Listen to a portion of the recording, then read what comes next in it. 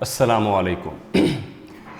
Last lecture में हमने JavaScript की कुछ बेसिक्स को रीकैप किया था और उसके साथ कुछ नई चीज़ें जो है वो हमने डिस्कस की थी, जिनके अंदर कुछ ऑपरेटर्स थे और फिर हमने फंक्शंस के अंदर कोई डिटेल्स मज़ीद देखी थी और फिर हमने स्ट्रिंग के कुछ बिल्ट इन फंक्शंस को स्टडी किया था और उसके बाद हमने एंड पे जो है वो लूप की एक बेसिक सी वेरी बेसिक एग्जांपल जो है वो चेक की थी, जो कि फॉर लूप था, जो क्या किया करता था, इंडेक्स वैल्यू 0 से स्टार्ट होता था और इंडेक्स वैल्यू जब तक उस लेंथ को मीट नहीं करती थी एरे की उस वक्त तक वो चलता था और एल आईज को बार बार वो क्या कर रहा था, रिपीट कर रहा था। आज के लेक्चर में हम जो स्टार्ट लेंगे वो लेंगे कंडीशनल स्टेटमेंट्स के साथ, क्योंकि प्रोग्रामिंग के अंदर कंडीशनल स्टेटमेंट्स एक बहुत इंपॉर्टेंट चीज़ है कि जिस वक्त तक आप कंडीशंस बनाना नहीं सीखेंगे आप प्रोग्रामिंग कर नहीं सकते। कंडीशंस क्या हैं? कंडीशंस इफ़ और एल्स के केसेस हैं कि अगर इस तरह हो तो उसका आउटपुट क्या आए, और अगर ये कंडीशन मीट नहीं होती तो फिर क्या आउटपुट आए, और अगर वो कंडीशन भी मीट नहीं होती तो फिर क्या आउटपुट आए। यानी हम इफ़, एल्स, इफ़ और इफ़ के अंदर इफ़, इस तरह की मुख्तलिफ कंडीशंस हैं जिनको हम इस्तेमाल कर सकते हैं। आज हम का लेक्चर हमारा इसी कंडीशंस के ऊपर बेस करेगा और हम इन कंडीशंस की डिफरेंट एग्जांपल्स को देखेंगे। हम स्टार्ट करते हैं।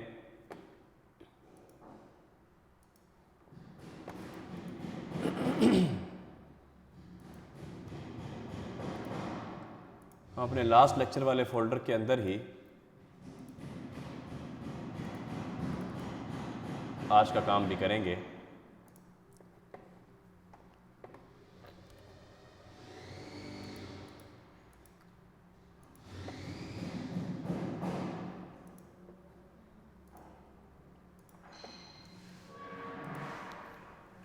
लें जी,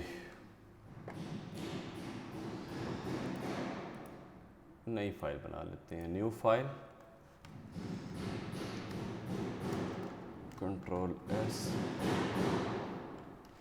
conditions.html हम इसका नाम रख रहे हैं।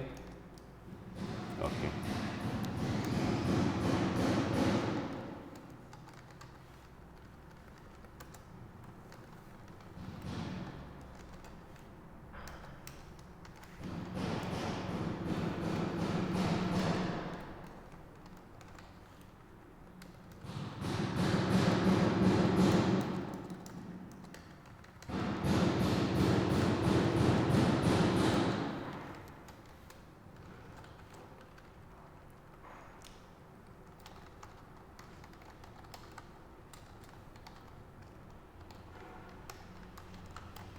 ठीक है जी।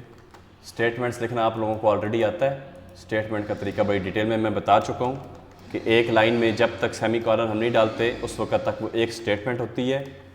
और आज हम जो स्टेटमेंट्स लिखना सीखेंगे वो कंडीशनल स्टेटमेंट्स होंगी। यहाँ पे एक नई चीज़ आपको और मैंने आज बतानी है। वो नई चीज़ क्या है? वो नई चीज़ ये है कि जावास्क्रिप्ट का जो नया नाम है वो है ECMAScript, ES। I think so 2005 में ECMAScript 5 लॉन्च हुई थी और अब ECMAScript 6 चल रही है। अब चूँकि ECMAScript के अंदर उन्होंने कोई मज़ीद इन्हेंस्ड चीज़ें हमें प्रोवाइड की हैं तो उनको भी हम साथ साथ इसी जावास्क्रिप्ट के कोर्स में देखेंगे। ECMAScript बेसिकली बहुत सारी नई चीज़ें जावास्क्रिप्ट के अंदर लेकर आया है और इसमें काफ़ी सारे ऐसे हमारे पास फंक्शनैलिटीज़ थी जो पहले जावास्क्रिप्ट के अंदर ECMAScript में ऐसी फंक्शनैलिटीज़ आई जो पहले जावास्क्रिप्ट में मौजूद नहीं थी। उनमें से एक कुछ चेंजेस भी उन्होंने की सिंटैक्स में भी।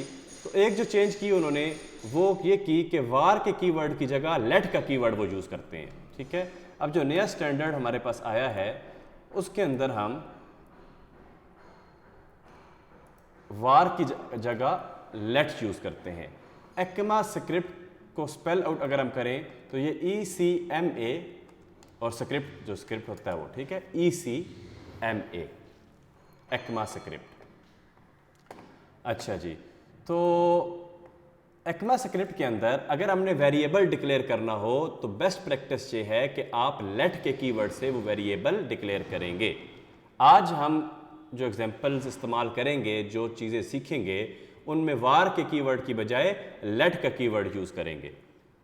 लेट का कीवर्ड भी क्या करता है, जिस तरह वार का कीवर्ड किया करता था, पहले लेट से हम वेरिएबल डिक्लेयर करेंगे, फिर इक्वल यानी असाइनमेंट ऑपरेटर से उसको वैल्यू असाइन करवाएंगे।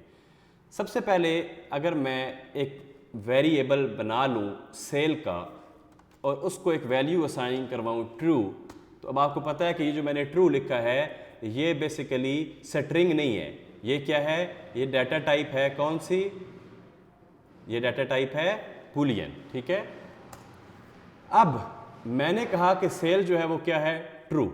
अब यहां पर अब मैं कंडीशन लगाना चाहता हूं कि अगर ये कंडीशन मीट करे, ये कंडीशन वेरीफाई हो जाए, तो उस वक्त वेरीफाई होने के बाद हमारे पास क्या हो, आउटपुट आए। तो हम लिखते हैं इफ के बाद हम ब्रेसेस डालेंगे और ब्रैकेट्स के अंदर हम अपनी कंडीशन लिखेंगे। ब्रैकेट के अंदर हम लिखते हैं sale equal equal equal true. अब जो ऊपर हमने सेल बताया है वो हमने सेल के अंदर वैल्यू स्टोर करवाई है ट्रू, और नीचे ये जो सेल है ये कंपैरिजन हो रहा है। कंपैरिजन किस चीज का हो रहा है कि इसकी वैल्यू भी ट्रू हो और इसकी टाइप भी बूलियन हो। ठीक है, तो अब ये अगर कंडीशन मीट करेगी तो फिर क्या हो, फिर इन करली ब्रैकेट्स के अंदर वाला कोड चले। हम सिंपली console.log के अंदर लिखते हैं टाइम टू बाय। ओके हो गया, और हम इसका रिजल्ट देखते हैं कि क्या आया।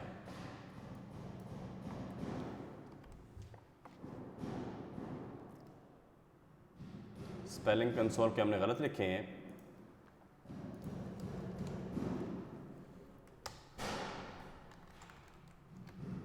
Time to bye. ठीक है, अब हम इस कंडीशन को चेंज करते हैं। अब हम क्या करते हैं, ट्रू की जगह फॉल्स स्टोर करवा देते हैं। तो अब देखते हैं क्या आउटपुट आया, कोई आउटपुट भी नहीं आया। तो अब हमें कोई ऐसी चीज़ चाहिए, ठीक है जी, इस वक्त हमें कोई ऐसी चीज़ चाहिए कि अगर हमारा केस फॉल्स हो जाए तो फिर वो रन हो। तो उसको हम क्या कहेंगे, एल्स केस कहेंगे। एल्स केस लिखने का तरीका ये है कि जैसे ही आप इफ़ की स्टेटमेंट कंप्लीट कर चुके हैं तो इफ़ की करली ब्रैकेट के बाद आप एल्स लिखेंगे और फिर आप एल्स की करली ब्रैकेट्स डालेंगे और वहाँ पे आप console.log के अंदर अपना जो भी मैसेज होगा वो शो करवाएंगे। हम यहाँ पर मैसेज लिखते हैं time to wait for sale. ठीक हो गया जी। अब देखते हैं क्या आउटपुट आता है। क्या आउटपुट आया, time to wait for sale. तो ये तो बिल्कुल एक बेसिक एग्जांपल थी इफ़ और एल्स की, कि अगर आप अपने वेरिएबल के अंदर ट्रू स्टोर करवा देते हैं या फॉल्स स्टोर करवा देते हैं, जो कि डाटा टाइप बूलियन है, ये ट्रू और फॉल्स स्टोर करवाने के बाद आप उसको इफ़ के अंदर कंपैरिजन करवाएंगे। इफ़ लिखने के बाद आप पहली ब्रैकेट्स के अंदर अपनी कंडीशन लिखेंगे कि अगर जो वेरिएबल डिक्लेयर किया है सेल, उसकी वैल्यू भी और उसकी टाइप भी इक्वल हो किसके, ट्रू के, तो हमारी इफ़ स्टेटमेंट के अंदर वाला कोड रन हो, अदरवाइज क्या हो, एल्स का कोड रन हो जाए। अब आप लोग डिफरेंट टाइप के ऑपरेटर्स ऑलरेडी पढ़ चुके हो।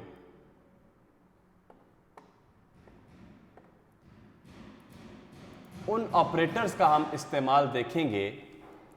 हम एक वेरिएबल डिक्लेयर करते हैं हंगर लेवल के नाम से और इसकी वैल्यू स्टोर करवाते हैं 7।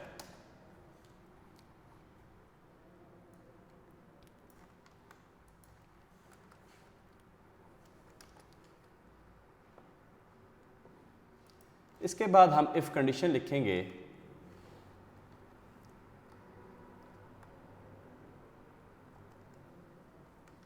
और इसके अंदर हम अपना कंपैरिजन करेंगे हंगर लेवल का, कि अगर हंगर लेवल 7 से ज़्यादा है तो क्या हो,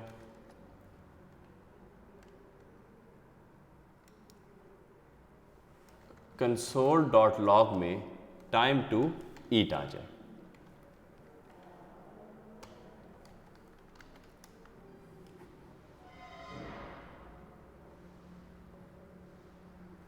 और एल्स के केस में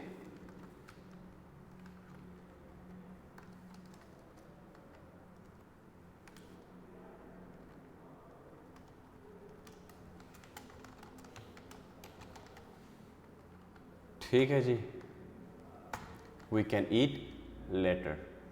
ओके, अब आपको इसकी समझ आ गई होगी। हमने सिंपली 7 वैल्यू स्टोर करवाई हंगर लेवल में, और पहले हमने जो ऑपरेटर इस्तेमाल किया था अपनी कंडीशन के अंदर, वो ऑपरेटर क्या करता था, वो कंपेयर करता था किस चीज़ को, कि आपकी वैल्यू और टाइप बराबर है।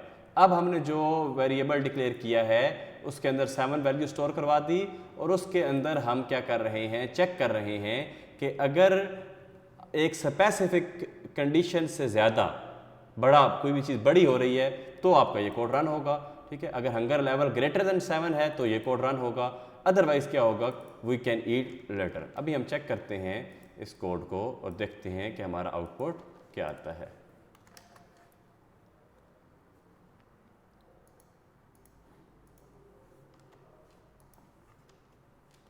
Time to wait for sale, क्या हुआ जी?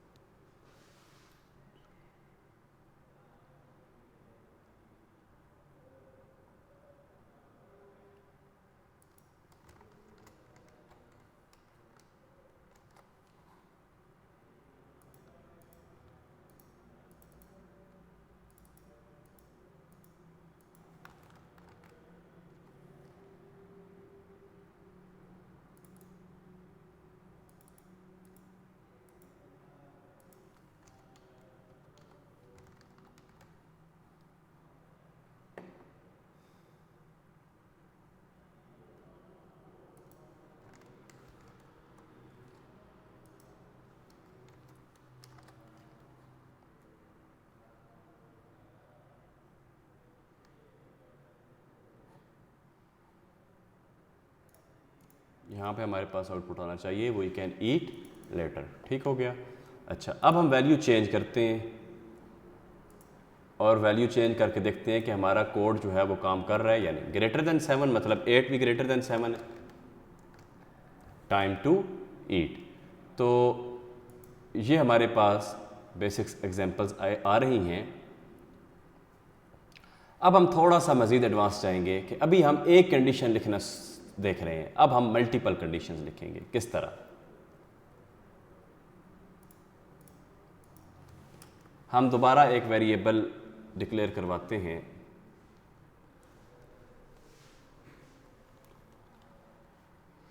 लेट मूड स्टोर करवा देते हैं हम स्लीपी। ठीक है जी,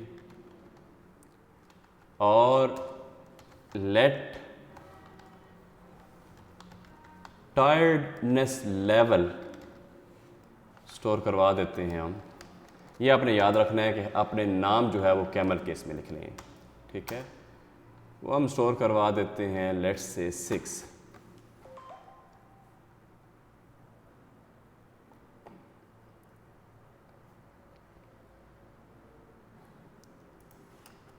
अब यहाँ पे हम इफ़ के अंदर टायर्डनेस लेवल को भी चेक करेंगे और मूड को भी चेक करेंगे, दो चीज़ें हम चेक करने लगे।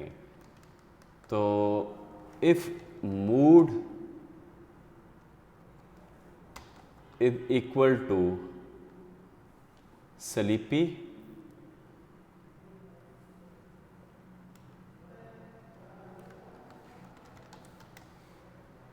अच्छा, अब दो कंडीशंस को एक साथ लिखने का जो तरीक़ाकार है वो ये है कि आप एंड ऑपरेटर लगाते हैं।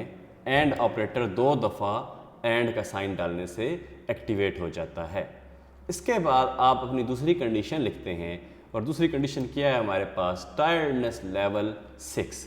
अगर ये दोनों कंडीशंस मीट हों तो हम कंसोल डॉट लॉग में मैसेज शो करवाएंगे,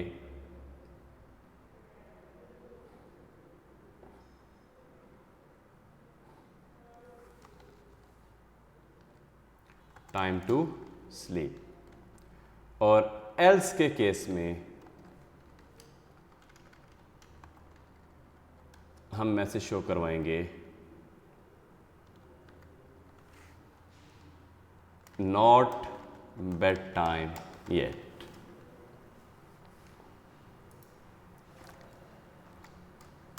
अभी चेक करते हैं जी हम, हमारे पास क्या आउटपुट आता है।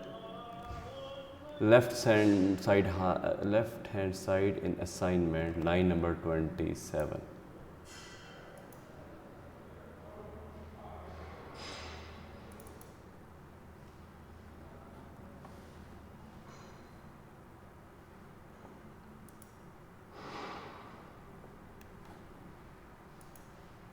Okay, equal equal and equal. इसी तरह यहाँ पर भी हमें, अगर तो आप इक्वल इक्वल चेक करना चाहते हैं तो 3 दफ़ा इक्वल लिखना होगा। इसी तरह टाइम टू स्लीप आ गया। अच्छा, अब यहाँ पे हम क्या करते हैं, टायर्डनेस लेवल को ना ग्रेटर देन लेट्स से 8 कर देते हैं। और अब देखते हैं नॉट बेड टाइम येट। अब हम अपनी जो वैल्यू हमने स्टोर करवाई है टायर्डनेस लेवल के अंदर, उसको 9 कर देते हैं, टाइम टू स्लीप। ठीक है जी। इस केस में हमने क्या किया, हमने 2 कंडीशनें देखी और दोनों कंडीशंस ट्रू होने के केस में अगर एक कंडीशन भी फॉल्स होगी तो ये कोड रन नहीं होगा। दोनों कंडीशनें ट्रू होने के केस में ये कोड रन होगा।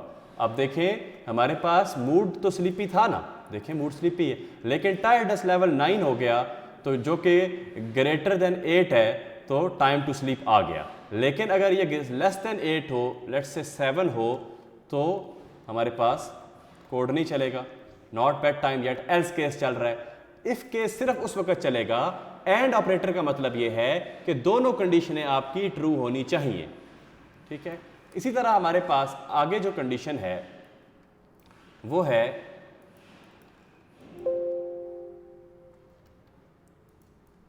एक एंड होता है ऑपरेटर, दूसरा ऑपरेटर होता है और। हम एक एग्जांपल और ऑपरेटर की करेंगे।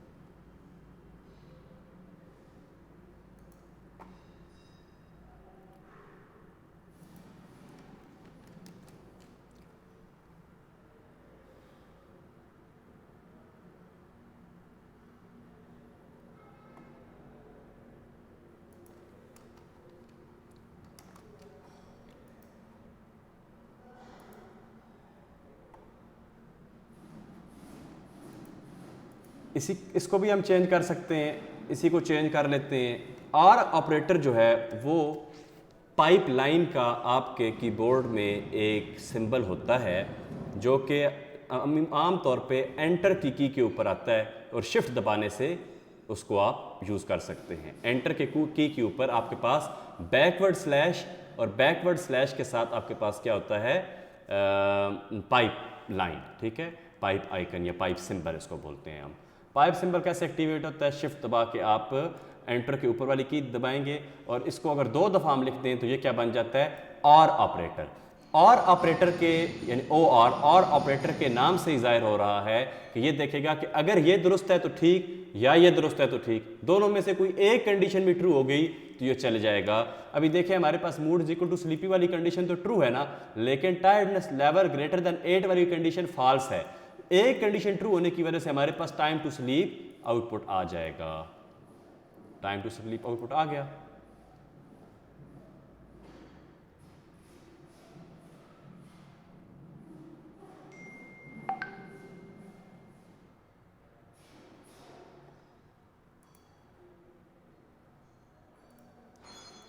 ठीक हो गया जी।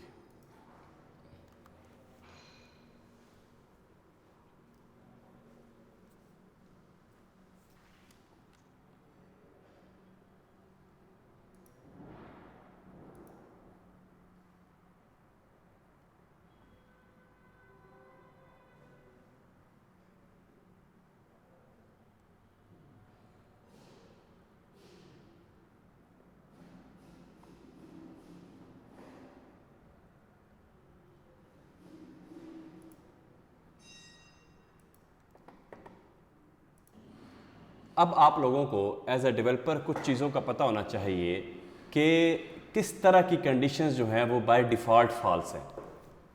ठीक है। अगर आप उनका कंपैरिजन नहीं भी करें तो वो फॉल्स हैं। अगर किसी भी जगह ज़ीरो लिखा हुआ है तो वो फाल्सी स्टेटमेंट या फाल्सी कंडीशन या फाल्स कंडीशन कहलाएगी। इसी तरह अगर आपकी स्ट्रिंग एम्प्टी है, एम्प्टी स्ट्रिंग किस तरह होती है मैं ऑलरेडी आप लोगों को बता चुका हूं कि अगर आप किसी भी वेरिएबल को असाइनमेंट ऑपरेटर इस्तेमाल करते हुए कोटेशन मार्क डाल देते हैं, उसके अंदर कुछ भी नहीं लिखते, तो वो एम्प्टी स्ट्रिंग है। जब एम्प्टी स्ट्रिंग होगी तो वो भी फॉल्स कंसिडर होगी। इसी तरह नल की जो वैल्यू है, यानी किसी भी वेरिएबल का आउटपुट अगर नल आता है console.log में तो वो भी फॉल्स की स्टेटमेंट में आएगा। इसी तरह अनडिफाइंड भी फॉल्स की स्टेटमेंट में आएगा, और इसी तरह नॉट अ नंबर NaN भी फॉल्स की स्टेटमेंट में आएगा। इसकी कुछ एग्जांपल्स मैं आपको यहाँ पे करवा देता हूँ। वेरिएबल डिक्लेयर कर रहे हैं हम लेट से, और वर्ड काउंट चेक कर रहे हैं। हम वर्ड काउंट स्टोर करवाते हैं 0, इफ़ की कंडीशन लगाते हैं और इसमें देखते हैं वर्ड काउंट को। अब कंपेयर नहीं किसी चीज़ के साथ कर रहे, कंपेयर करने से तो ट्रू और फॉल्स ऑटोमेटिकली आने ही आने हैं। अभी हम कितनी एग्जांपल में पीछे देख रहे हैं चुके हैं कि जब भी हमने कंपैरिजन किया, चाहे ग्रेटर देन का, चाहे लेस देन का, चाहे हमने इक्वालिटी कंपैरिजन और टाइप कंपैरिजन चेक की, इन सब केसेस में हमने जब कंपेयर की थी चीज़ें तो उस वक्त क्या हो रहा था, ट्रू और फॉल्स आ रहे थे। ये तो बात ठीक है, इसमें तो कोई मुज़ायका नहीं, कोई गलत नहीं। लेकिन अभी जो मैं बात कह रहा हूँ कि कंपैरिजन किए बगैर आप लोगों को पता होना चाहिए कि कुछ चीज़ें ऐसी हैं जो बाय डिफ़ॉल्ट फॉल्स स्टेटमेंट में कंसिडर होती हैं। ठीक है, अब हम कंसोल करते हैं यहाँ पे console.log, ग्रेट,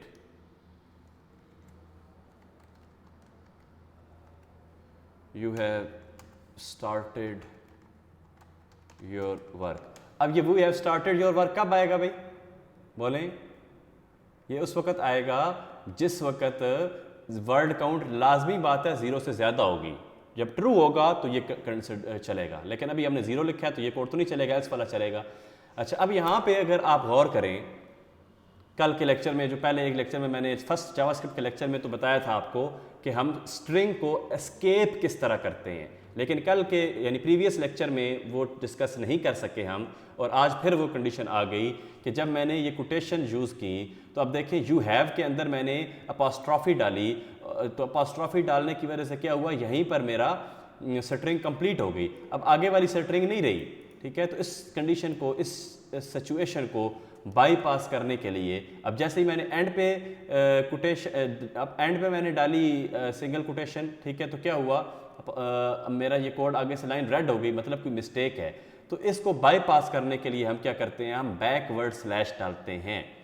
जहां पर भी सिंगल कोटेशन इस्तेमाल करते हुए आप लोगों ने single quotation inside single quotation string के अंदर इस्तेमाल करनी हो, सिंगल कोटेशन के अंदर आप स्ट्रिंग लिख रहे हैं और फिर उस स्ट्रिंग के लिखने के बाद इनसाइड भी कहीं पर सिंगल कोटेशन आपको डालनी पड़ गई, तो क्या होगा कि आपका जावास्क्रिप्ट का जो इंजन है, जो जावास्क्रिप्ट को चेक करता है, वो एरर शो करवा देगा कि जी आपने अपनी स्ट्रिंग कंप्लीट कर ली है, लेकिन उसके आगे जितने वर्ड्स लिखे होंगे वो उनको एज अ वेरिएबल ले लेगा, और वो वेरिएबल डिफाइन भी नहीं हुआ होगा, उसमें भी स्पेसेस होंगी, तो मतलब वो भी एरर देगा। तो इस कंडीशन को बाईपास करने के लिए हमारे पास सॉल्यूशन क्या है कि single quotation inside single quotation use करनी पड़ जाए तो आप बैकवर्ड स्लैश लगाते हैं, इसको हम बोलते हैं बाईपासिंग अ स्ट्रिंग।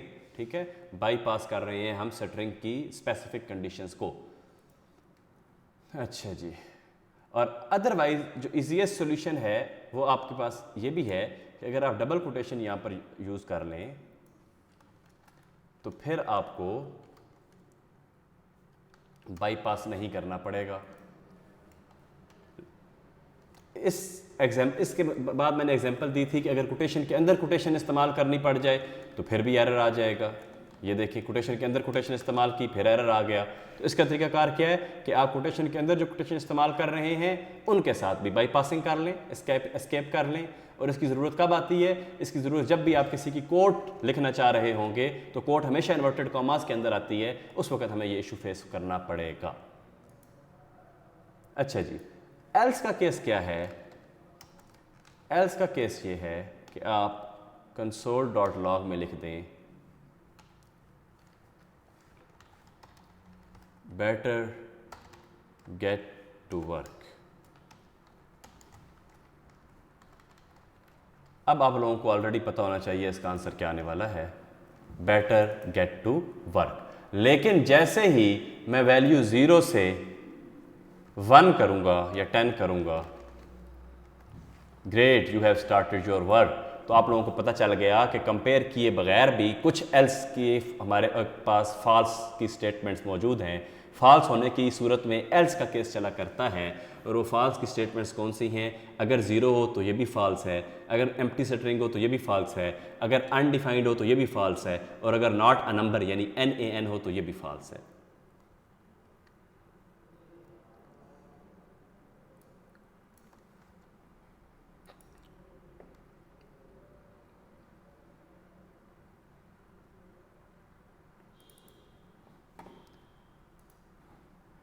एक और एग्जांपल इसमें हम छोटी सी देखते हैं, लेट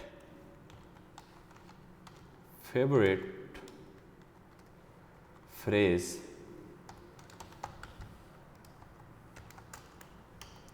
प्रोग्रामर्स की जो फेवरेट फ्रेज होती है वो क्या होती है? Hello world. जब भी किसी नई चीज़ का आपने आउटपुट लेना होता है तो पहला सबक हेलो वर्ल्ड ही होता है। अब हम क्या करते हैं, if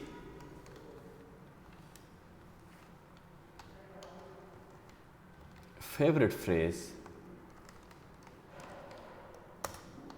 console.log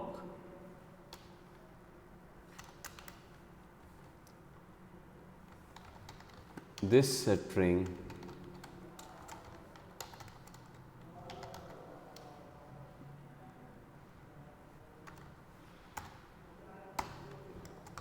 seems to be empty। Okay हो गया जी। और एल्स के केस में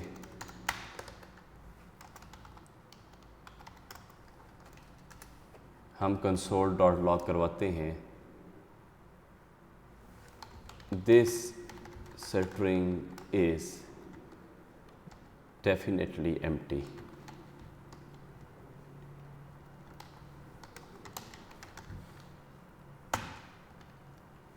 हाँ जी, क्या जवाब आएगा? एम्प्टी है ये स्ट्रिंग हमारी, ये स्ट्रिंग हमारी इस वक्त एम्प्टी नहीं है। This string doesn't seems to be empty आएगा, क्योंकि एम्प्टी नहीं है, हेलो वर्ल्ड लिखा हुआ है। This string doesn't seems to be empty. हम इसको चेंज करते हैं और रिजल्ट लेकर आते हैं कि जी हमारी स्ट्रिंग एम्प्टी है, तो उसके लिए हमें hello world exclamation mark space each and everything remove करनी होगी। This string is definitely empty. ठीक है जी।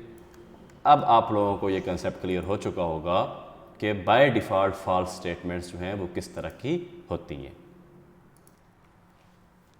इसके बाद हमारे पास आगे जो कंडीशन है वो ट्रुथी एंड फॉल्सी असाइनमेंट उसको हम बोलते हैं, यानी ट्रुथ और फॉल्स, ट्रू और फॉल्स होने की सूरत में कोई भी चीज़ ऑटोमेटिकली असाइन हो जाए। ठीक है, एक तो तरीक़ाकार है ना, आप इफ़ और एल्स लगाते हैं कि अगर ट्रू हो तो इफ़ की स्टेटमेंट चले, और अगर ट्रू नहीं है एल्स है तो एल्स के अंदर का कोड चले। ठीक है, लेकिन इसके अलावा भी हमारे पास एक तरीक़ाकार है। वो तरीका क्या है? कम यूज़ होता है लेकिन एक मॉडर्न मेथड है, हम उसको देखेंगे। हम यहाँ पे एक वेरिएबल लेते हैं टूल और इसको रखते हैं एम्प्टी। ठीक है जी। इसके साथ हम एक और वेरिएबल लेते हैं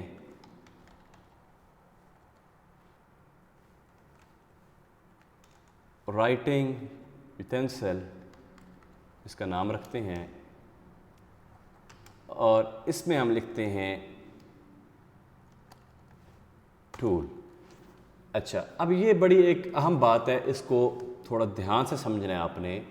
अब ये जो टूल मैंने लिखा है ये ठीक लिखा है या गलत लिखा है? इसके साथ मैंने कोटेशन तो नहीं डाली, स्ट्रिंग तो नहीं बनाया। जब स्ट्रिंग नहीं बनाया तो क्या मतलब है इसका? इसका मतलब ये है कि ये भी एक वेरिएबल है। जी हाँ, ये भी एक वेरिएबल है।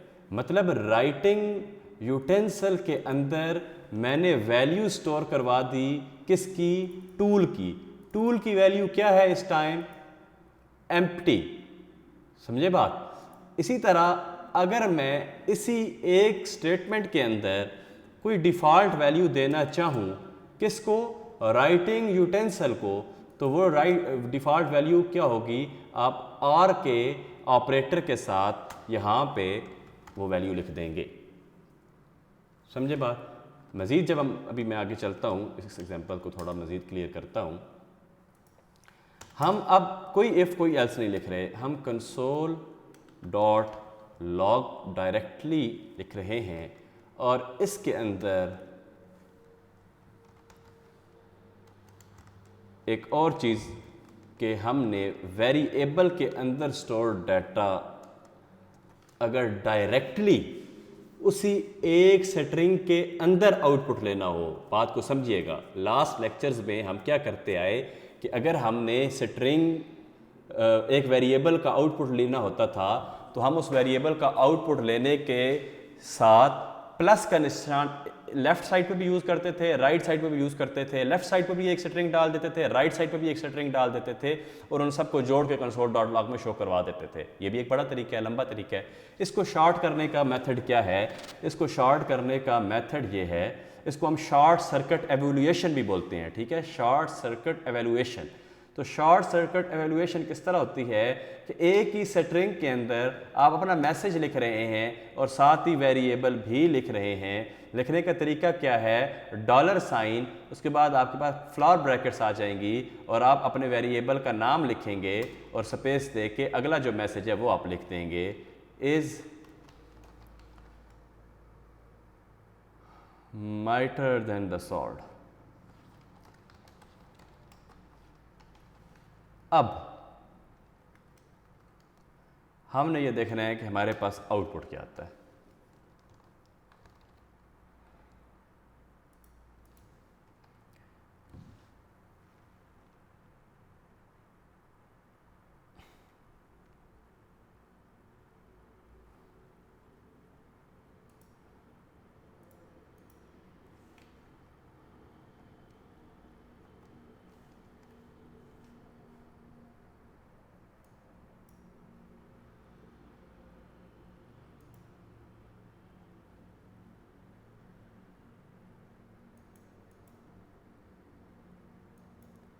शॉर्ट सर्किट एवैल्यूएशन ने हमें आउटपुट नहीं दिया।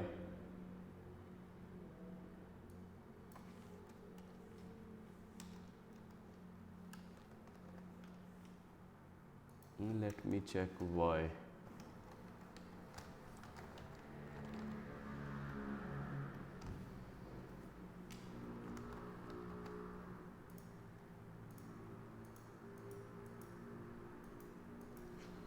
ओके, फॉर नाउ हम क्या करते हैं, पुराना तरीका इस्तेमाल करते हैं।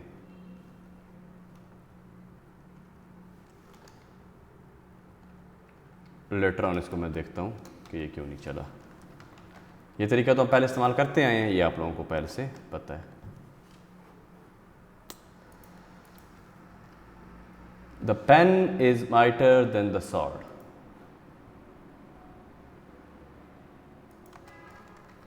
अब अगर मैं टूल को वैल्यू असाइन करवा दूं, यहां पे बात को गौर से समझना है।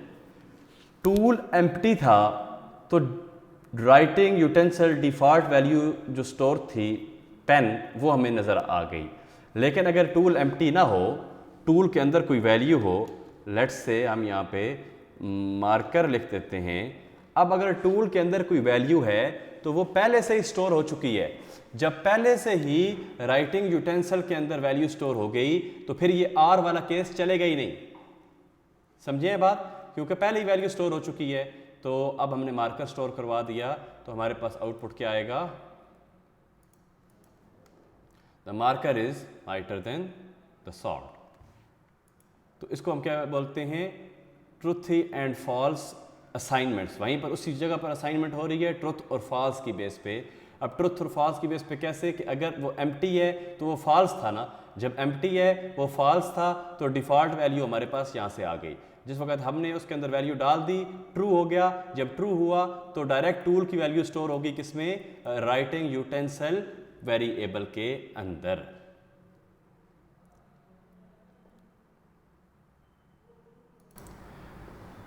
जी, जो मैंने लास्ट स्टेप में आप लोगों को बताया है कि हम शॉर्ट मेथड एक हमारे पास होता है इन चीज़ों को लिखने का, ठीक है।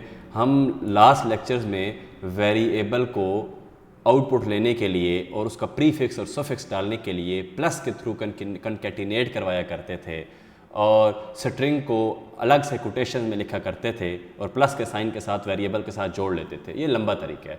इस तरीके को शॉर्ट करने के लिए हमारे पास शॉर्ट सर्किट एवेल्यूएशन का एक मेथड है। शॉर्ट सर्किट एवेल्यूएशन का जो मेथड है वो कैसे होता है? सबसे पहले तो ये बात याद रखें कि short circuit evaluation method use करने के लिए आपने यहाँ पे सिंगल कोटेशन भी नहीं डालनी और डबल कोटेशन भी नहीं डालनी। आपके कीबोर्ड के अंदर वेरी लेफ्ट साइड पे एस्केप के नीचे एक बटन मौजूद है, ठीक है। उसको हम यूटेंसिल ही बोलते हैं। क्या बोलते हैं? यूटेंसिल, ठीक है। तो यूटेंसिल का जो साइन है वो आपने डालना है। वो डलता है शिफ्ट दबा के, अगर आप एस्केप के नीचे वाला बटन दबाएंगे तो वो डल जाएगा, ठीक है। इस सिंबल का नाम क्या है? जिस तरह हमारे पास कोटेशन और डबल कोट सिंगल कोट होता है, इसी तरह ये जो सिंबल है इसका नाम है यूटेंसिल।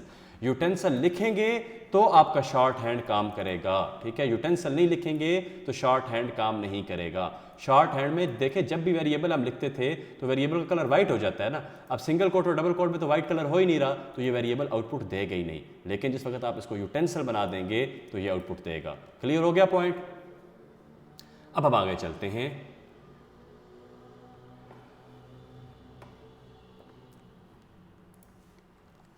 इसके साथ हमारे पास इफ़ और एल्स को, जिस तरह वेरिएबल को शॉर्ट करने के लिए यूटेंसिल सिंबल के अंदर हमने डॉलर साइन डाला और फ्लावर ब्रैकेट के अंदर हमने अपने वेरिएबल का नाम लिख दिया, तो स्ट्रिंग को सेपरेट किए बगैर, कंकेट किए बगैर, ऐड प्लस किए बगैर हमने आउटपुट ले लिया। इसी तरह इफ़ और एल्स से भी अगर आप लोग बचना चाहें तो हमारे पास ECMAScript 6 में इसका भी एक शॉर्ट तरीका मौजूद है, उसको मैं एक्सप्लेन कर देता हूँ। हम यहाँ पर लिखते हैं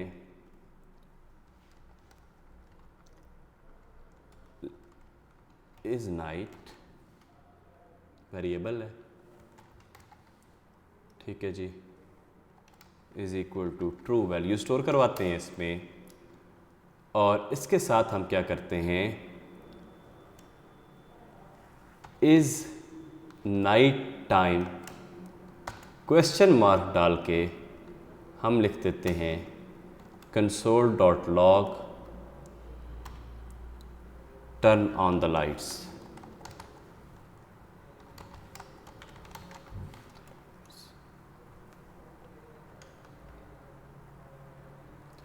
और जब कंडीशन कंप्लीट नहीं हुई तो हम डालेंगे कॉलन।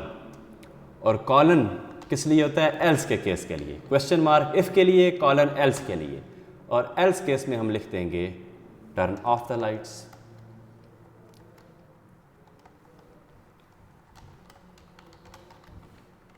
और सेमी कॉलन स्टेटमेंट कंप्लीट करने के लिए। हमारी स्टेटमेंट लाइन नंबर 52 से शुरू हुई, 54 पे जाके कंप्लीट हुई। Is night time question mark का मतलब है इफ, ठीक है, ये यानी ट्रू है अगर तो console.log turn on the lights. Else colon का मतलब है कि एल्स, और क्या, console.log turn off the lights. तो नाइट टाइम ट्रू यानी रात है, अब रात है तो मैसेज ट्रू वाला स्टोर शो होगा। Turn on the lights, true को फॉल्स करके भी देख लें तो turn off the lights. Where is this on Mac? अभी देख लेते हैं जी। Simple on Mac, utensil symbol जो होता है वो मैक पे कहाँ होता है?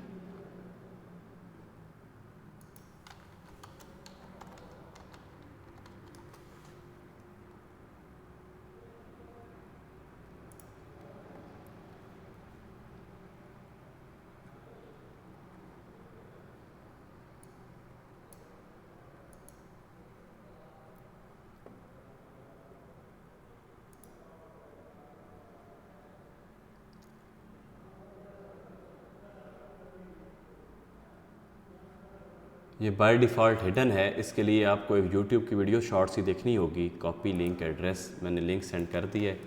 लेक्चर के बाद आप देखिएगा, समझ आ गई तो well and good, otherwise MacBooks मेरे पास बाहर पड़ी हैं, मैं लेक्चर के बाद चेक करके आपको गाइड कर दूँगा। Let's continue further. हाँ जी, इफ़ एल्स के शॉर्ट तरीके की समझ आ गई।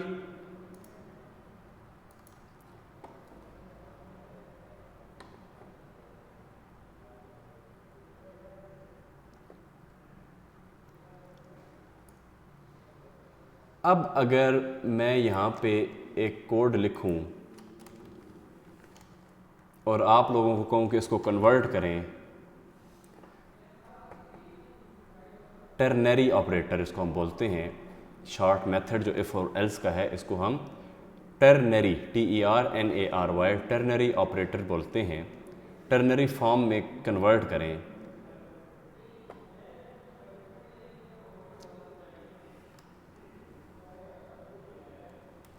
तो आप कैसे करेंगे? मैं कोड लिखता हूँ और फिर मैं किसी से पूछूंगा, आपने मुझे कन्वर्ट करवाना है।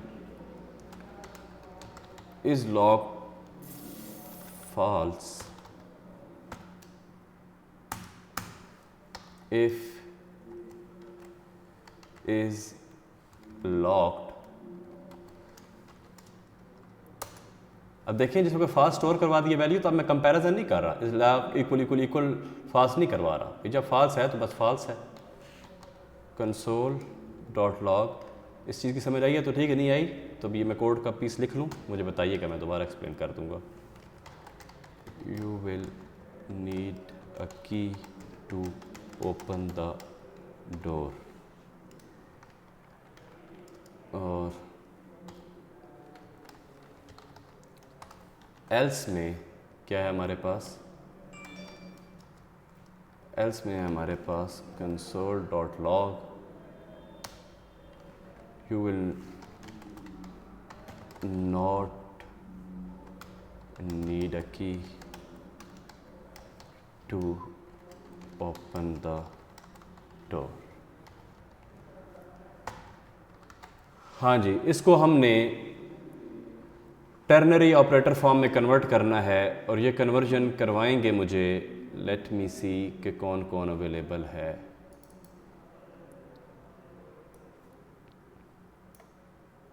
दानिश अली, अनम्यूट करें माइक।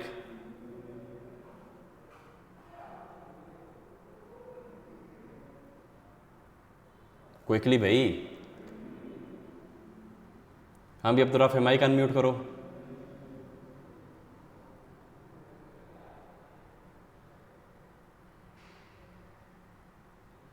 Yes sir. हाँ बताओ, इसको कैसे कन्वर्ट करें टर्नरी फॉर्मेट में? लाइन नंबर 59 पे क्या चेंजेस करनी है?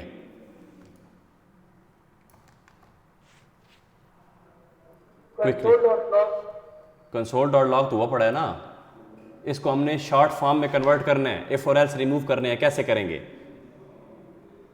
इफ की जगह क्वेश्चन मार्क लगा देंगे। इफ की जगह क्वेश्चन मार्क लगा देंगे। इज नॉट, इफ रहेगा या इफ रिमूव हो जाएगा? क्विकली बताएं। हो जाएगा। हैं? इज नॉट के आगे क्वेश्चन मार्क लगा देंगे। इफ रिमूव कर दूं, ये ब्रैकेटें रहेंगी? नहीं रहेंगे। नहीं रहेंगी। ठीक है, अच्छा अब हमने डाल दिया यहाँ क्वेश्चन मार्क, आगे क्या करें? आगे स्पेस पर ये जो एल्स है ना, हाँ इसकी जगह लगा देंगे वो कॉलम।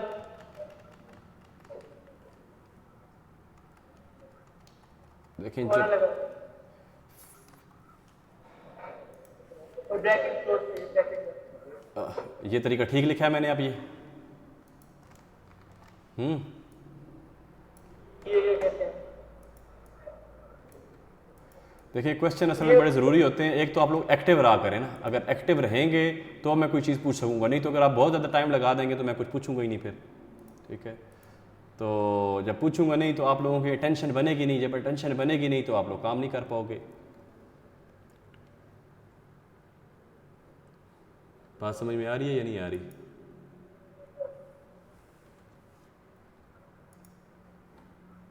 अब ये फॉर्मेट हमारी कन्वर्ट होकर किस फॉर्मेट में चली गई?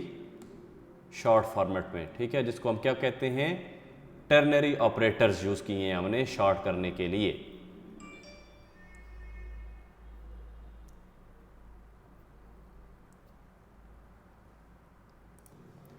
जी, अब हमारे पास जो स्टेटमेंट है वो है else if statement. If else और एल्स इफ स्टेटमेंट में डिफरेंस क्या है? इफ पहले आ जाए तो इसका मतलब ये है कि इफ के दरमियान कंडीशन जो है वो जो भी अगर मीट कर जाएगी तो इफ वाला कोड रन होगा, अदरवाइज एल्स वाला कोड रन होगा। और अगर इफ एल्स के अगेंस्ट जो हमारे पास स्टेटमेंट है वो क्या है? Else if statement. ठीक ठाक, वो थोड़ी देर 5-1 मिनट। अच्छा, वो कौन सी स्टेटमेंट है? वो स्टेटमेंट है एल्स इफ। एल्स इफ क्या करती है? एल्स इफ ये करती है कि अगर आपकी इफ की स्टेटमेंट ट्रू नहीं हुई तो एल्स इफ के बाद फिर एक स्टेटमेंट हम लिख देंगे। अगर वो भी ट्रू नहीं हुई तो फिर एल्स इफ के बाद एक और स्टेटमेंट लिख देंगे, वो भी ट्रू नहीं हुई फिर एल्स इफ के बाद। मतलब ये कि एल्स इफ जितने मर्जी आप लिख सकते हैं, एंड पे जाके आप एक एल्स लिख देंगे तो आपका काम बन जाएगा। एग्जाम्पल से समझते हैं।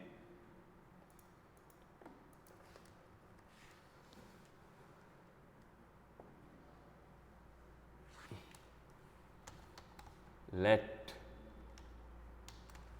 लाइट का कलर जो है वो येलो है। जब सिग्नल की लाइट का कलर येलो हो तो क्या होता है? इफ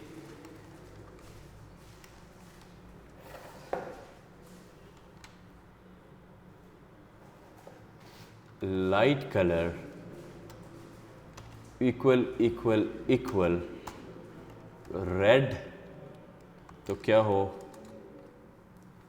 कंसोल डॉट लॉग में हम मैसेज शो करवाएंगे स्टॉप।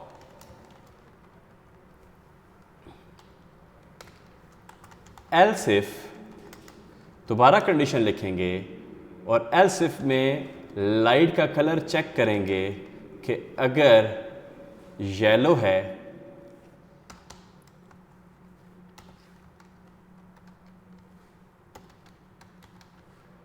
तो क्या हो? कंसोल डॉट लॉग में आ जाए स्लो डाउन।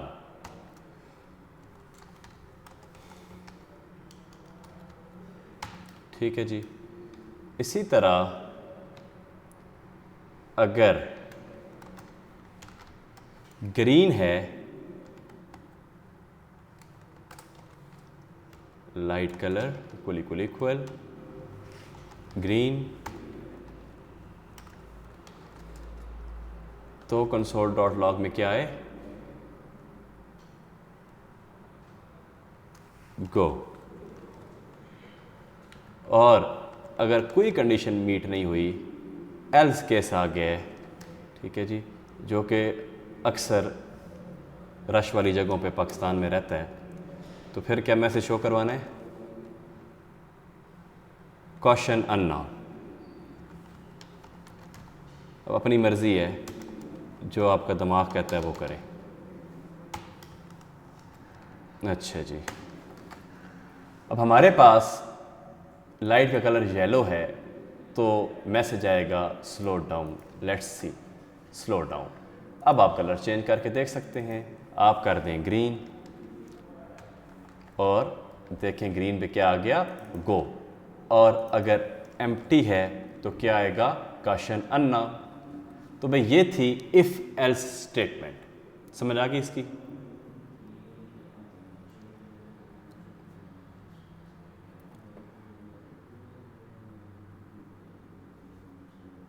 अब अगर मैं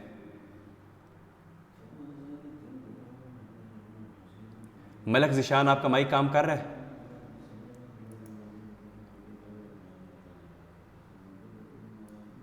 मलक ज़िशान साहब, जिनका माइक काम नहीं कर रहा उनको नुकसान होगा ना बहुत ज़्यादा। Yes sir. हाँ, काम कर रहे हो तो बताओ ना, फिर जल्दी बोला करो, ध्यान कहाँ होता है आप लोगों का। अब अगर मैं आपको एक एग्जांपल दूं तो आप जी। उस एग्जांपल को इस्तेमाल करते हुए एल्स इफ लिख लेंगे। Yes, sir. गुड।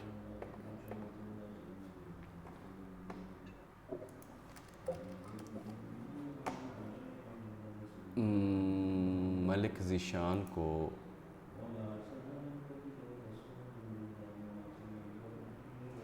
आपके पास ना एक बटन आ रहा होगा कंट्रोल आस्क करने के लिए मीटिंग एडमिन से, वो चेक करें ज़रा, है ऊपर स्क्रीन के ऊपर जो है वो रिमोट कंट्रोल का ऑप्शन आ रहा होगा। नहीं सर, एक मिनट। नहीं आ रहा? हाँ आ रहा है ना, अप्रूव। अच्छा जी, एग्जाम्पल जो है वो मैं आपको बताता हूँ।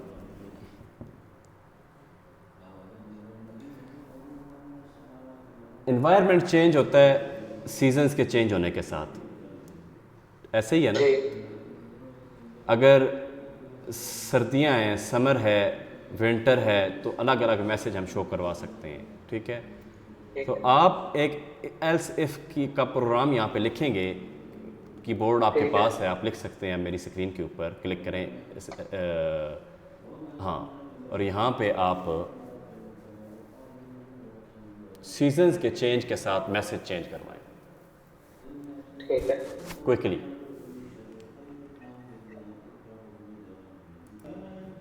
सीजन्स की एग्जांपल्स को देख रहे हैं कि सीजन्स डिफरेंट टाइप के होते हैं। अब अगर हमारे पास सीज़न समर है, ठीक है, तो उसका क्या मैसेज आए। अगर सीज़न स्प्रिंग है तो उसका क्या मैसेज आए। तो ये एग्जांपल हम बनाने लगे थे। console.log इट्स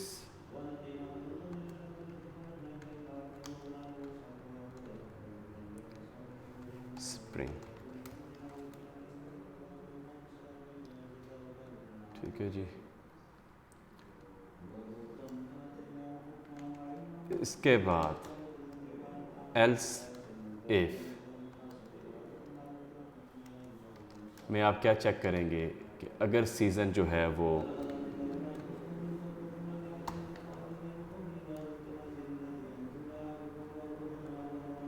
विंटर है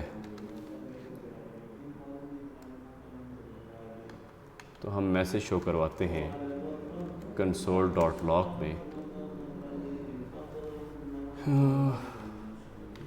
इट्स विंटर।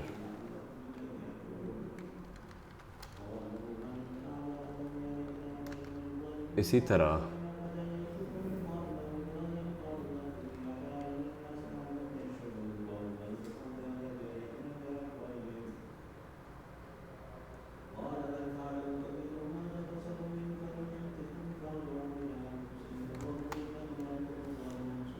एक इफ़ हो गया, एक एल्स इफ विंटर हो गया, एक और एल्स इफ बना लेते हैं। और इस एल्स इफ में हम सीज़न को क्या कह देते हैं जी, समर ही कह देते हैं। और समर जब हो तो क्या होता है, console.log इट्स समर।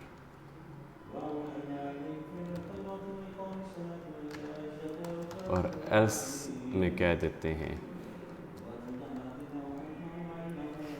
अन्ना। ठीक है जी, ये एक और एग्जांपल हमने कर ली। एग्जांपल सिर्फ इसलिए करवा रहा हूँ कि अगर एक चीज़ से क्लियर नहीं हुआ तो दूसरी से क्लियर हो जाए, दूसरी से नहीं हुआ तो तीसरी से क्लियर हो जाए। क्लियर होना ज़रूरी है आपके लिए इन चीज़ों का। इसके बाद हमारे पास जो आज के लेक्चर की लास्ट चीज़ है वो है स्विच स्टेटमेंट। हम एल्स और इफ़ स्टेटमेंट्स को देख चुके, हम इफ़ एल्स केस को भी देख चुके और मल्टीपल एल्स इफ़ के केस को भी देख चुके हैं। उसके बाद हमने एंड और ऑपरेटर्स की डिटेल भी देख ली कि एक ही कंडीशन में अगर हम एक ही इफ़ की स्टेटमेंट में दो कंडीशंस को ट्रू देखना चाहें तो एंड लगाते हैं। किसी भी एक कंडीशन के ट्रू होने में अगर आप ट्रू करवाना चाहते हैं तो उसके लिए हम आर की स्टेटमेंट लगाते हैं। फिर उसके बाद हमने किस तरह शॉर्ट हैंड मेथड से, शॉर्ट तरीके से आप अपने कंसोल में या कहीं भी आउटपुट ले सकते हैं, मतलब विद इन स्ट्रिंग आप वेरिएबल किस तरह आउटपुट लेते हैं वो हमने देखा। फिर हमने इफ़ एल्स की शॉर्ट फॉर्म जिसको टेनररी बोलते हैं उसको हमने चेक किया कि किस तरह आपने इफ़ की जगह फर्स्ट में आपने वेरिएबल की कंडीशन लिखने के बाद क्वेश्चन मार्क डालना है, ट्रू की स्टेटमेंट लिखने के बाद आपने कॉलन डालना है, फॉल्स की स्टेटमेंट लिखने के बाद आपने स्टेटमेंट एंड कर देनी है किससे, सेमी कॉलन से। तो इसी तरह अब हम क्या करेंगे, स्विच चेक करेंगे कि स्विच की बोर्ड क्या होता है या स्विच की स्टेटमेंट क्या होती है कंडीशनल स्टेटमेंट्स के अंदर।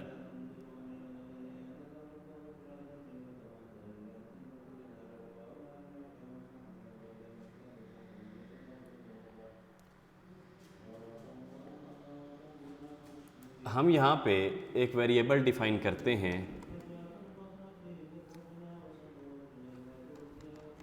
Grocery item.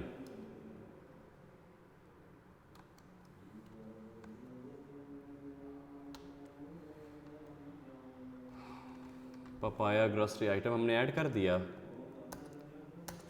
अब हम देखते हैं कि स्विच की स्टेटमेंट लिखने का तरीका क्या है और हम उसको चेक किस तरह करते हैं। हमने लिखा स्विच और लिखा ग्रॉसरी आइटम,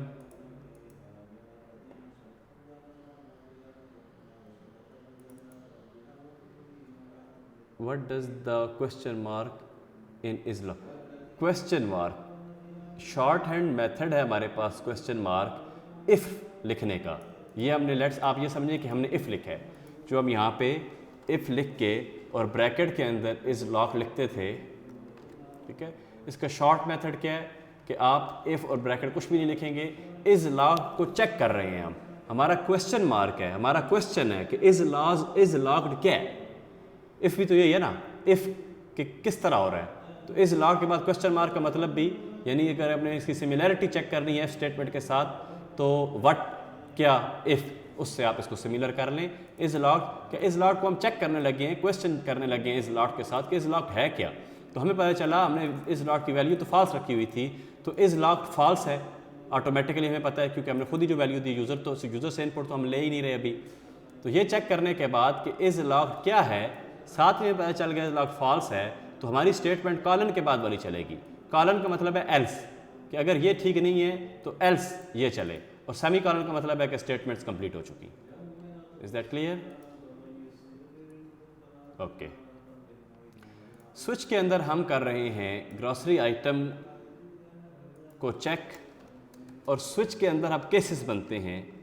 पहला केस हम बनाएंगे कि ग्रॉसरी आइटम हमारा टोमेटो है, ठीक है जी, और इसी तरह कॉलन के बाद हम इसका आउटपुट लिया करते हैं टोमेटोज और $0.49।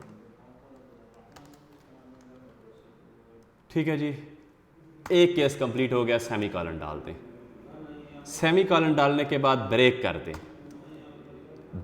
अगर हम इसको ब्रेक नहीं करेंगे तो जिस वक्त भी कोई केस ट्रू होगा, केस अपनी कंडीशन अपनी स्टेटमेंट पर मैच करेगा, तो उसका आउटपुट तो वो देगा ही देगा, लेकिन ब्रेक ना होने की वजह से वो उसके नीचे वाले सारों का भी कंसोल में आउटपुट देगा। इसलिए हमने हर केस के बाद ब्रेक लाजमी करना है कि अगर ट्रू हो जाए तो कोड यहीं पर ब्रेक हो जाए, इसके आगे कोड जाए ही ना। ट्रू नहीं हुआ तो फिर अगला केस चेक करते हैं। अगला केस है कि ग्रॉसरी आइटम जो है वो आपका लाइम है, और अगर ग्रॉसरी आइटम लाइम है तो कॉलम में हमने चेक कर लिया कि console.log लाइम की प्राइस क्या है, लाइम और $1.49। सेमी कॉलन से ये स्टेटमेंट कंप्लीट हो गई, और ब्रेक से अगर ये ट्रू होगा तो इसके नीचे वाला कोड रन नहीं होगा, ब्रेक का मतलब ये है। अगला केस है हमारे पास पपाया, और इसके बाद कॉलन के बाद हम केस चेक करते हैं, हम आउटपुट लेते हैं